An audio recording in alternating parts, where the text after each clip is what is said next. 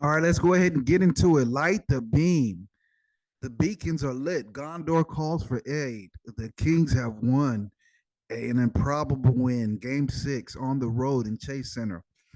Shout out to Mike Brown. They went to a small ball lineup, and it looks like the Warriors had nothing for it. You know, these are the guys that invented the lineup of death. You think it's quite ironic that a small ball lineup ran them off the court. From the very start of the game, you could just see that the Kings were not here to lie down in the game six. They were in uh, Steph Curry's chest the whole game. They were just hungry, attacking the basket. They did all this without getting a favorable whistle from the referees. I thought that there were a lot of missed calls that went against the Kings, in particular Sabonis, that hurt them all game, and they were able to overcome it. Again, let's talk about that small ball lineup with Trey Lyles. He played, massive dividends for them today. Same thing with Davis, Terrence Davis. He played very, very well, even though he fouled out. This was just a really gutty performance by all parties. I think one thing that was very important for the Kings was to get Kevin Huerter going. There were a couple stretches where they went with Huerter over Harrison Barnes, and I think that was Mike Brown with a concerted effort to say, man, we cannot give up on this guy.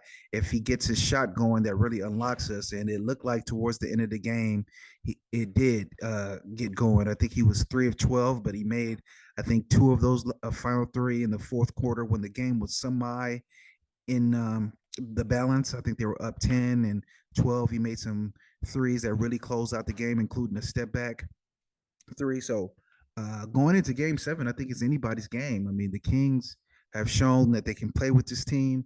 Sabonis, I really liked his effort and energy defensively. I think it's one of those type of situations where if you play a team six times, after a certain while, you start to get the rhythm of the team. Even Sabonis, a guy who you would think, hey, this guy's going to be a target. This guy's going to struggle defending Steph Curry. You can see he's more comfortable with it.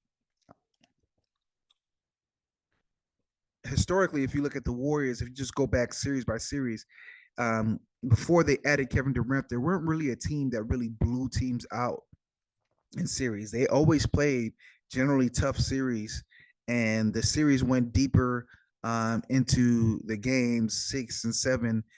A lot of times when people weren't expecting them to. So this is not really a surprise. I mean, the Warriors just won in Sacramento, so you can't really knock them out and say that they don't have an opportunity in Game Seven. But we have to look at that game in the prism of, hey, Draymond Green had his best scoring game in almost 5 years. 20 points. You know, that's the first time he scored 20 points since 2019, and they barely won that game. Can you truly expect him to have that type of effort offensively again?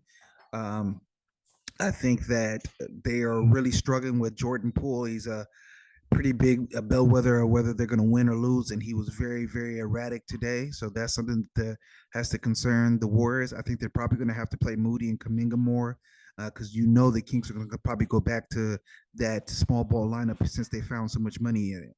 So Game seven is going to be anyone's game. I'll probably give the nod to the Warriors because of the pedigree, but I mean, I think it's a true toss up. I don't, if I had to pick, I would pick them, but I would not be surprised either way. You really, really got to give the Kings credit. This is one of the more impressive wins I've seen in the playoffs in a long time.